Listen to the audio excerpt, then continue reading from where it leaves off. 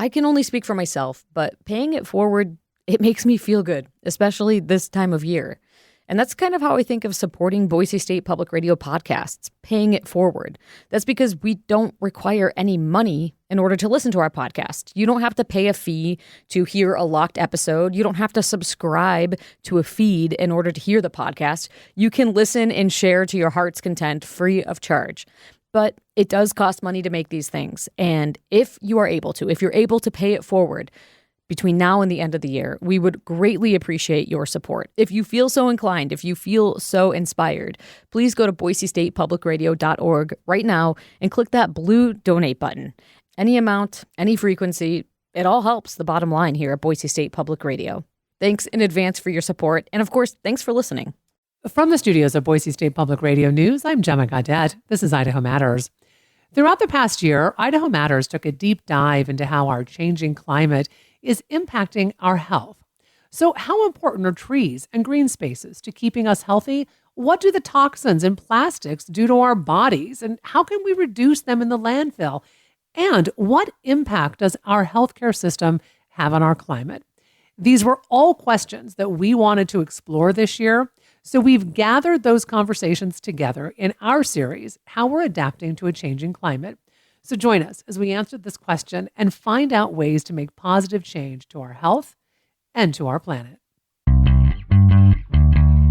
From the studios of Boise State Public Radio, I'm Gemma Gaudette. This is Idaho Matters. If healthcare was a country, it would be the 5th worst polluter worldwide.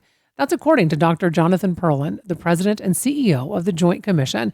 It's a nonprofit that works with healthcare providers to improve the quality of patient care. Healthcare is a big contributor to pollution, excess waste, and greenhouse gases, which can lead to making their patients sicker. It's something many healthcare institutions would like to change. So Dr. Perlin will talk about how the Joint Commission is now working with providers to offer some concrete ways to do things like reduce waste and reduce their carbon footprint. And he's joining us now. So Dr. Perlin, can we just start with the basics of what is the Joint Commission?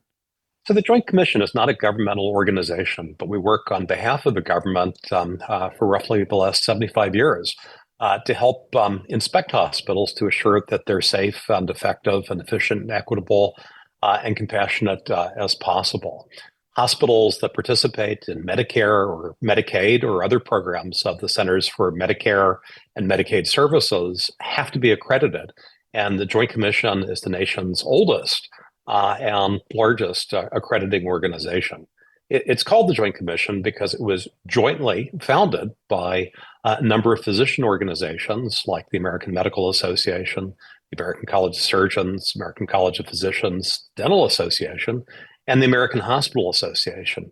And as such, it brings together doctors, nurses, and administrators to help oversee the process of implementing the inspection standards that come from CMS and driving quality in all of its dimensions in what we call above and beyond standards that help us tackle the nation's most pressing problems.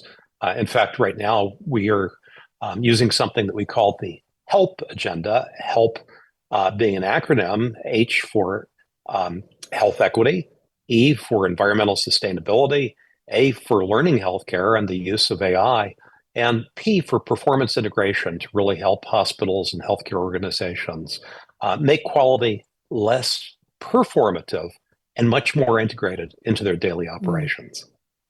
So you mentioned that the Joint Commission has been around for 75 years. What was the catalyst to have the commission formed back then? Well, the catalyst actually is twofold, and it really began with the predecessor organization, the American College of Surgeons, started in the early 1900s. The reason they started it is that as medicine became more technical, the clinicians wanted to make sure that hospitals had the capacity to offer the technologies that were required for state-of-the-art care. And after World War II, the American College of Surgeons couldn't do it alone. I don't know if people realize this, but prior to World War II, most hospitals were run by physicians. But during World War II, all the physicians were drafted to service. And this was the rise of professional medical administration. And as physicians came back, their absence had been filled by the ascension of professional medical management, And the surgeon said, hey, we need other organizations to come together. And the five organizations I mentioned came together um, uh, about 75 years ago. And it became a statutory, or that is to say, a process that Congress required, concomitant with the initiation of the Medicare program in 1965. So that's the history in a nutshell. So I know you have what's called a Joint Commission certification. What is it, and why is it important for hospitals to get this certification? Well, let me divide that question, Gemma, into two pieces. The first piece is that the core evaluation is called accreditation. And to meet accreditation standards, hospitals have to demonstrate that they meet what are called the CMS, or the Medicare, Medicaid conditions of participation. And absent meeting those conditions of participation, hospitals can't participate in Medicaid or Medicare. And what that means is that they can't be paid by this federal government programs. And so while accreditation is nominally voluntary, a hospital can't exist without being able to serve governmental patients. And so that's the accreditation.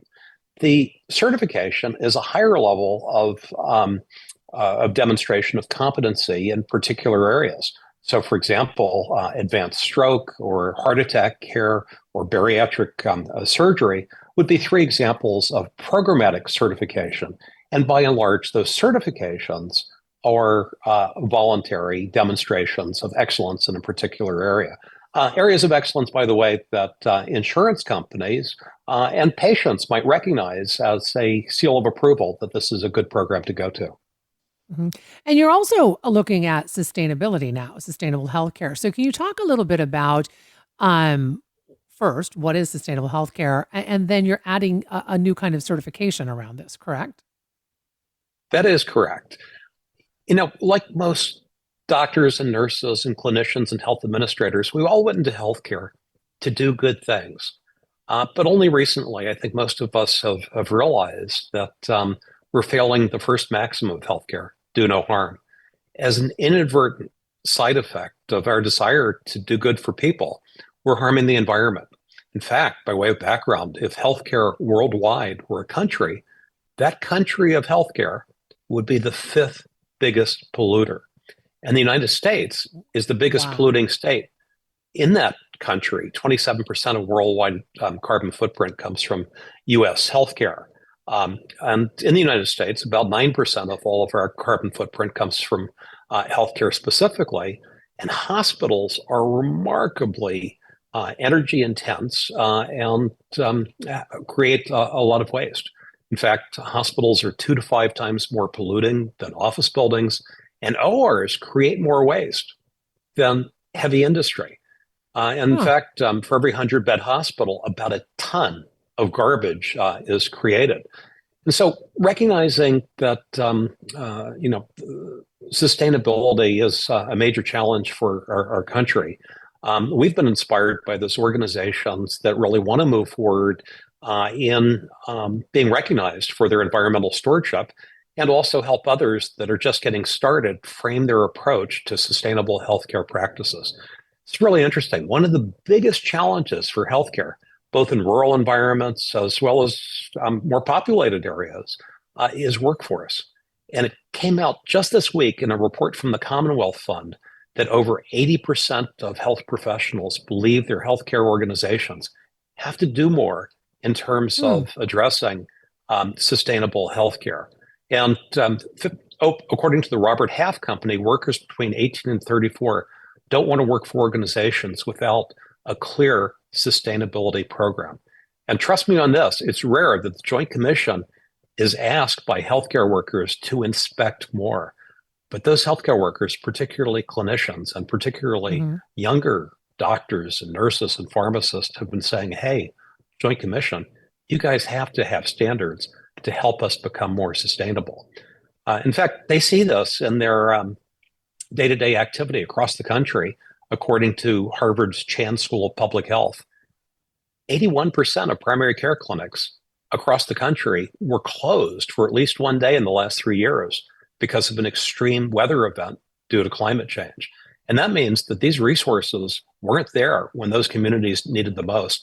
So this is also tied directly to building resilience in a world that has been plagued, as we've seen over this past year, by massive wildfires in Canada and in Hawaii, massive flooding in the Pacific Northwest, California in particular, and Montpelier, Vermont, by droughts elsewhere, by decimation of fisheries around Florida and on the Pacific coast. And so there's a convergence of interest amongst both healthcare workers and the general population in fostering more sustainable healthcare. So I'm not surprised that there are, clinicians and particularly younger generations who are saying we need to be more sustainable and we want to work for an organization that has a sustainability plan. On the flip side of that, though, Dr. Perlman, from just the general public, though, I would think that a lot of people would not recognize the huge footprint that hospitals have. I mean, and I say that because you think of a hospital and you think that it's clean, it's sterile, all of these things. But this must be eye-opening for the general public when they find out this information. That's a great point. It really is. And frankly, it's eye-opening to clinicians who don't, until now, appreciate the magnitude of the impact. There's a Dutch nurse named Maria Quick. She's a performance artist, a bit of a social activist. And she's very public about this. She's a breast cancer patient and survivor. And she asked for all of the waste from a single surgery that she had. And she puts that waste around her in a sort of homage to, Leonardo da Vinci's Man in the Square in the Circle. And all the waste from her single surgery goes out to a circle that's 60 feet wide. It's on the web, and it's really compelling because it humanizes the extent of the picture of waste. And things like the anesthetic gases we use, some of those anesthetic gases, and there are alternatives. And by the way, if you use less of these things, ironically, you save money. But things like fluorinated hydrocarbons, I know that's a mouthful, that are in those anesthetic gases are 1,600 to 3,600 times more warming than carbon dioxide. And so these are areas that we can get a handle on because we're fortunate to have alternatives. The second bucket of opportunity is in becoming more energy efficient. And right now, there are incentives, including rural incentives, for organizations to use cleaner power and to improve their carbon footprint. If someone came to you and said, hey, we can help you replace the windows and lights and HVAC system in your house, and by the way, you'll have return on investment in under 24 months, you'd say, heck yes. And so these are the once-in-a-lifetime opportunities that we're trying to steer healthcare organizations to through our sustainable healthcare certification work. And then finally, the third bucket is the things that we consume. And we're trying to steer toward greater use of recyclable materials. There is no difference between a cloth gown that's laundered and a plastic gown that's thrown out in terms of infection prevention. In fact, the Ronald Reagan Medical Center at UCLA saved over $1 million by switching from disposable, plastic gowns to recyclable, washable cloth gowns. And in that process, saved literally tons and tons of waste. Dr. Perlman, what is the feedback, if any, then from patients in regards to all of this? Because, when you brought up anesthesiology medication, I mean, my first thought is like, is it still going to work? But then when you mentioned going to the cloth, gowns, I'm like, oh, well, that's what happens at my office where I get my mammograms. And I just thought it was a nice touch, right? Making it like, more comfortable. And I'm sure that's part of it, but there's a sustainability issue there by them doing that and not using plastic paper gowns. I believe that patients are still learning about the intense footprint of healthcare on the environment. And of course, we all go to healthcare wanting our problem fixed, wanting to stay healthy. and wanting the best technological solutions. And here's the magic, is that the best technological solutions can be climate friendly. The best solutions can not only help to prevent negative impact on the environment, but in many instances, they can actually save money. So we need to align forces and align focus. Our younger workers, our clinicians are saying this. And even those who are skeptical about climate change, I think, for those of us, for example, who smelled the smoke from the Canadian wildfires from Maine to Miami, and as far west as where I am today in Chicago, really see the impact of a changed world, and realize it's our responsibility to leave the world safe for succeeding generations. And, so I think we have a story to tell in healthcare, and our sustainable healthcare certification really helps organizations begin, continue, or expand their decarbonization efforts. And importantly, in terms of appealing to a motivated workforce and to patients who are learning more, help them take a victory lap for doing good things, not only for personal and community health, but for the health of the environment around them. So, you have mentioned that hospitals will save money if they make these changes. What other benefits does a hospital get when they have a sustainable healthcare certification? Well, I think those are the main advantages, but I think it's important to take a step back and say, okay, how is climate change affecting healthcare in terms of health for patients with cardiovascular or respiratory diseases, asthma, as an example? Obviously, extreme heat is problematic. Extreme heat in very urbanized environments cause heat islands and are tremendously dangerous. In Chicago, the great heat wave, resulted in almost 9,000 excess deaths compared to a normal summer. As other examples, when I was a medical student, which was a while ago, but not that long ago, diseases like chikungunya and dengue, which were tropical, are now present all over the United States, including in Idaho. In fact, these tropical diseases that have moved north, if you drew a string around the globe at the border of Canada and the United States, every landmass below that has these diseases that used to be considered tropical. Oh, by the way, coming further north are diseases like malaria. So these diseases can be excruciatingly painful. They can even be really significant, leading to death. So there's a big health effect. We've already talked about some of the other climate effects, and it affects our economy as well as our health. And it's a health equity issue as well. Those same individuals who, for whatever reason, have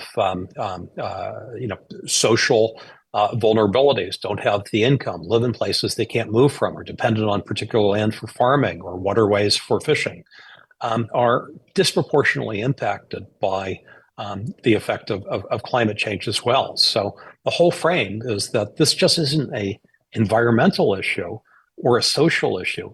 It's a health issue, it's a health equity issue, and it's a resilience issue because, as I said, 4 out of 5 clinics were closed for at least a day in the last 3 years because of extreme weather. And so we need our community resources to be available when those communities need them the most. And what has been the overall reaction to this sustainable healthcare model? I'll tell you quite candidly that when we first started talking about it about a year ago, not everyone was swayed. But after last summer, with those wildfires, the floods, and everything else, there's almost complete alignment around it.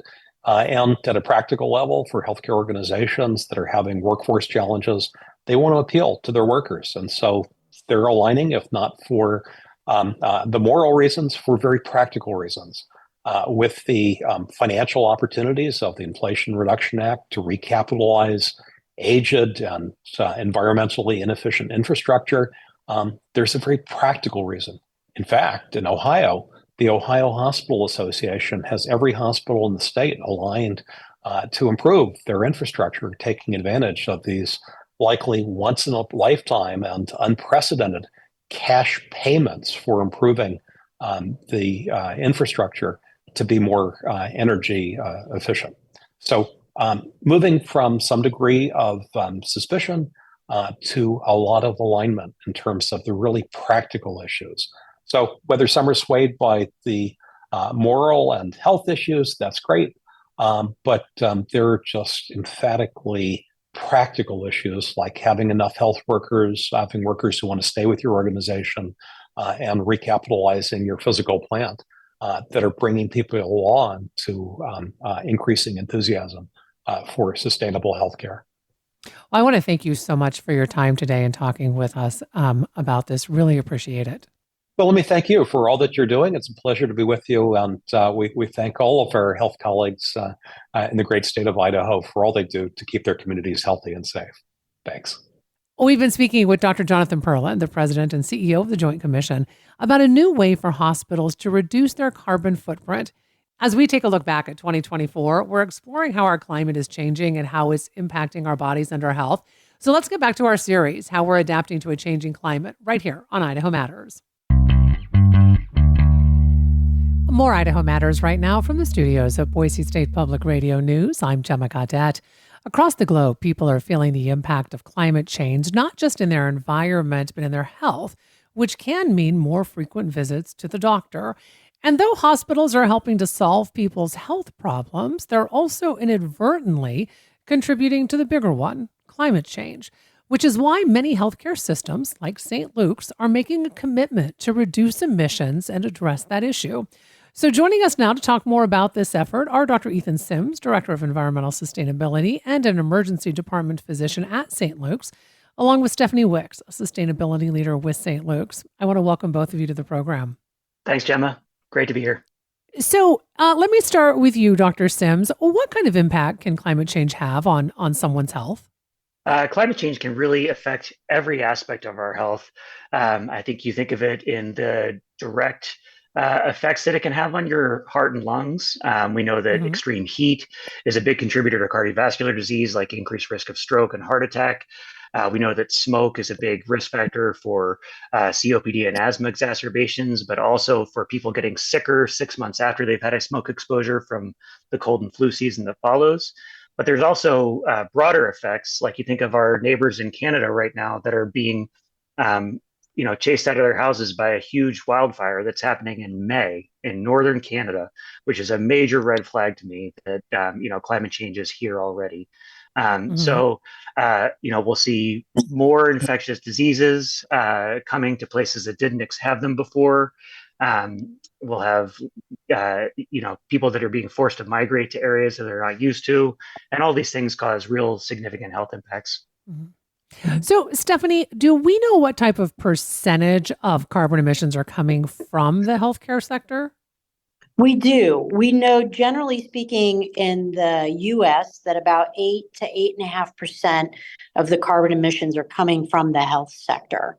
We here at St. Luke's have started our own carbon footprinting efforts, and we believe that is likely to be the case here in Idaho. Stephanie, can you give us maybe some concrete examples of how the healthcare industry is adversely impacting our climate? Sure. Starts with the built space. So we've got to heat and cool the buildings that we have for our patients.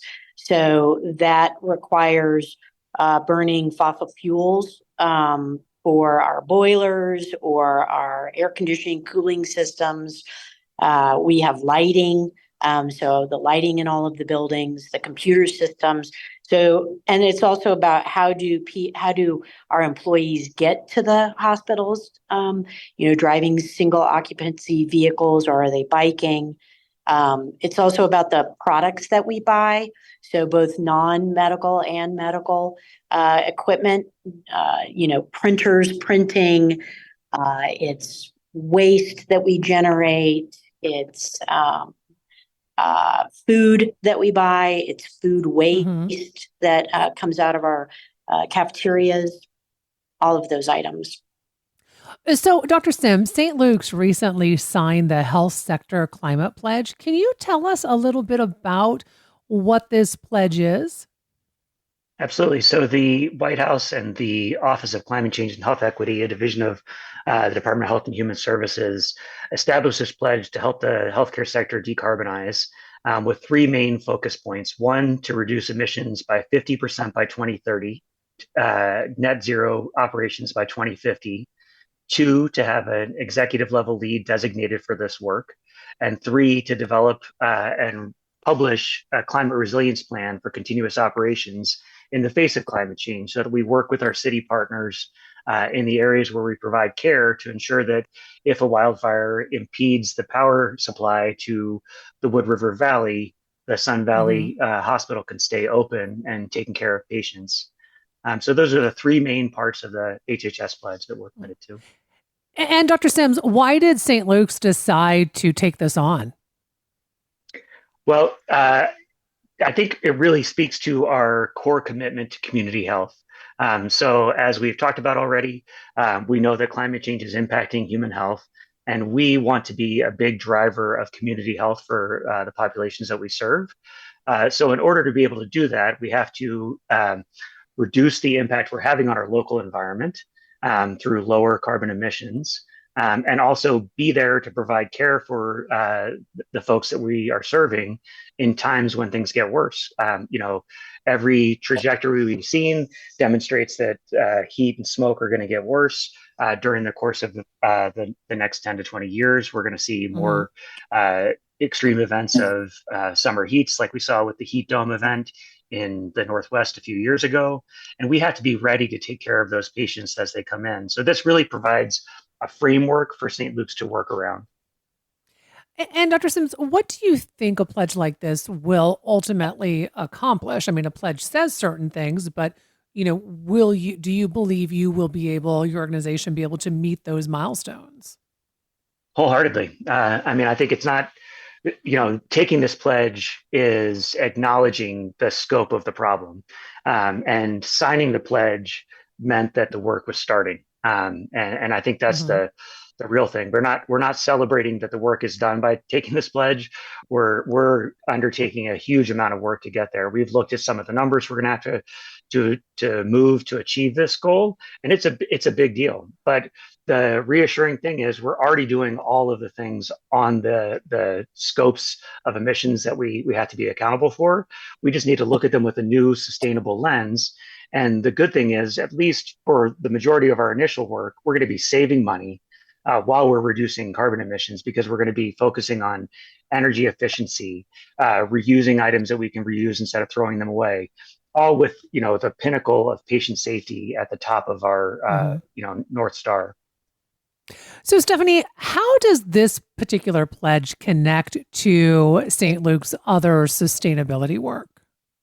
I think it builds on our previous sustainability work. St. Luke's has been doing sustainability work, energy management, waste optimization for years. It just builds on it. And I think it helps realize that energy management is just not one group, but several departments. It's about the equipment we buy. It's how we maintain that equipment. It's being proactive in its replacement if it is not efficient. So I think it really builds on what we've been doing for years and gives it a finer point, I think, to what Ethan was saying is that we need to reduce emissions. So everything that we're working on needs to be in that spirit of more efficiency and a longer term vision than what historically has not been the case in the health sector. So, Dr. Sims, are there ways that not maybe just patients, but community members can also help with this effort? I mean, yes, the majority of this work needs to be done by healthcare systems, but if we're looking at healthcare as a community issue, how then should the community be involved in this? Yeah, I think there are so many ways the community can be involved in this. It starts with talking to your primary care doctor, to your care team about what can I do to use less waste. And we've seen that the number one thing healthcare systems can do to reduce their carbon footprint is to keep patients healthier.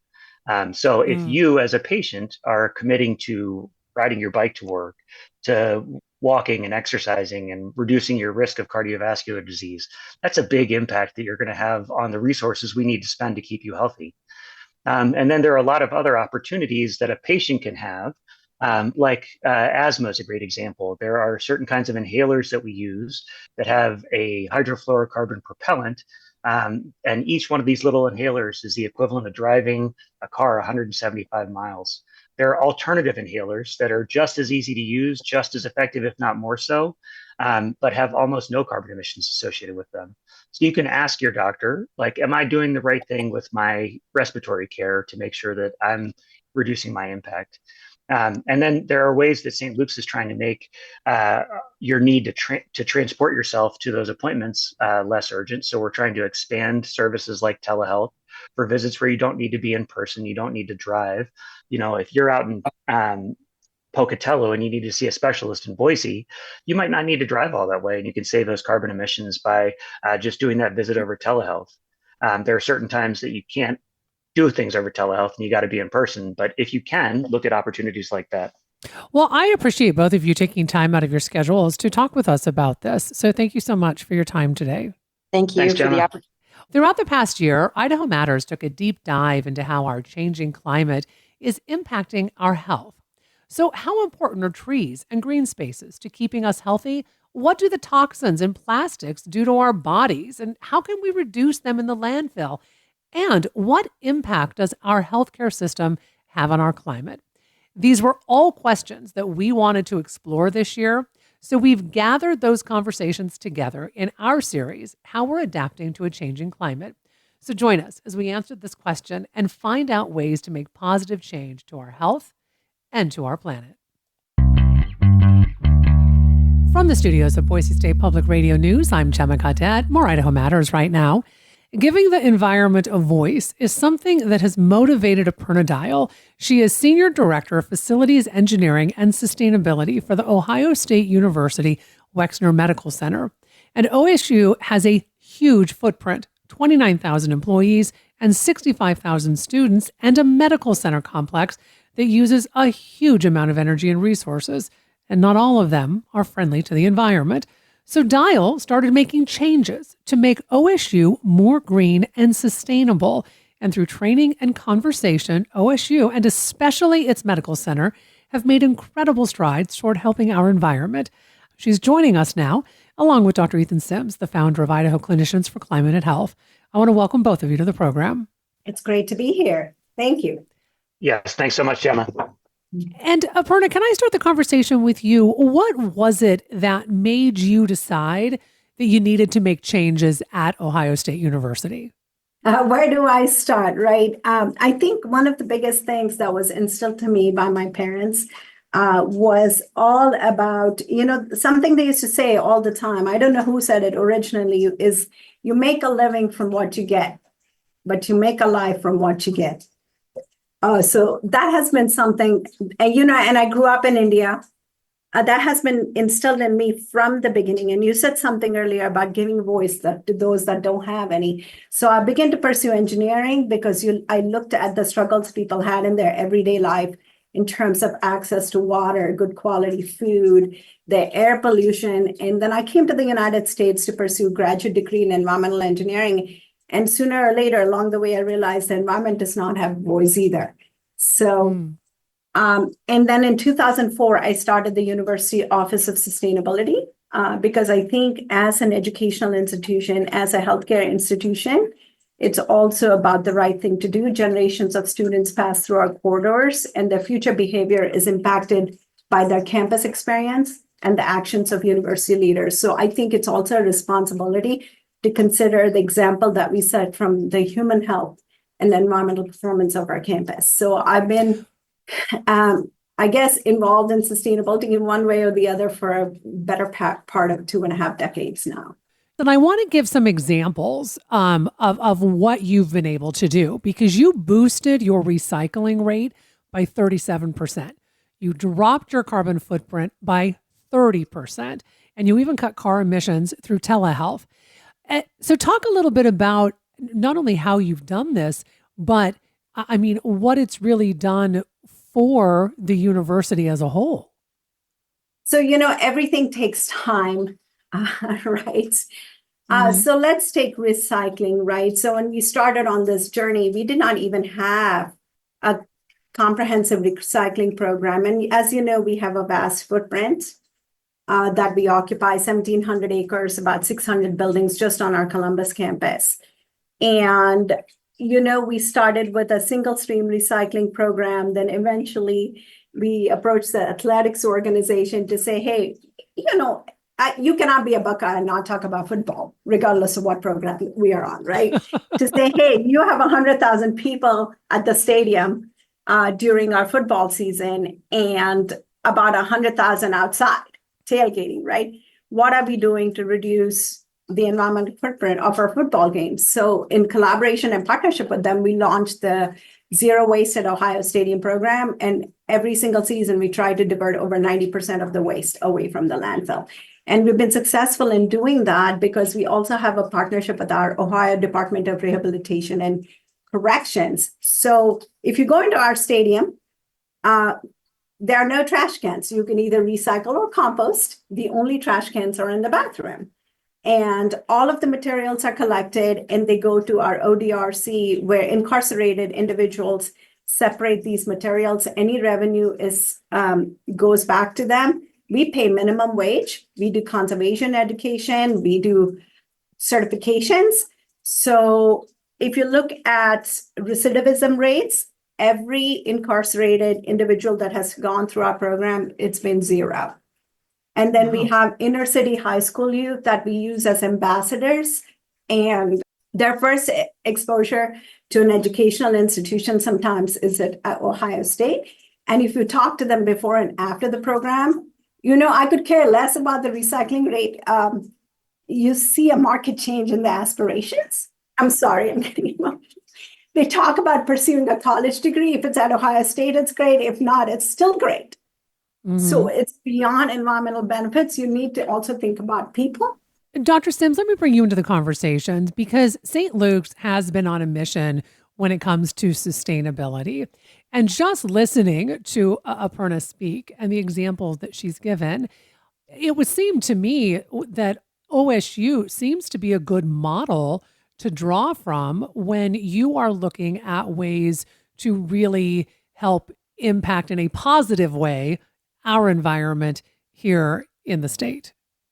Absolutely. And we're the first hospital system in the state of Idaho to take the Department of Health and Human Services Sustainability Decarbonization Pledge. But there are leaders that are 10, 20 years further down the line.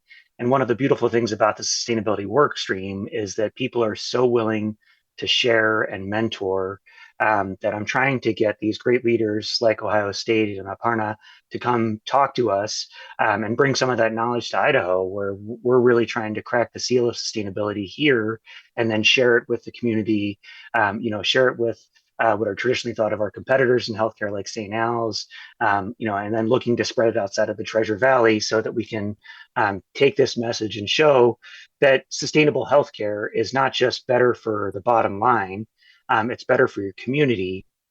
And when you think about renewable energy and energy efficiency, these are healthcare innovations that are providing more dollars for patients to get cared for.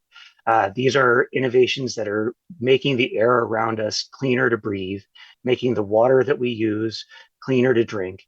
And I think especially as we have seen this awful summer we've lived through here in Idaho, where the air has been so gross all summer long, and people have had their summer plans canceled week after week because the air quality has been too high. These are things we can do in making a building not just a nicer place to get healthcare, not just a more efficient place that's more cost effective, but also one that causes less environmental damage, so that the place we live is just a better place all around. Mm-hmm. And Aparna, you have said that you really need to start small when it comes to conservation. However, you've also said that hospital systems really should be thinking about sustainability all of the time, even when building new facilities.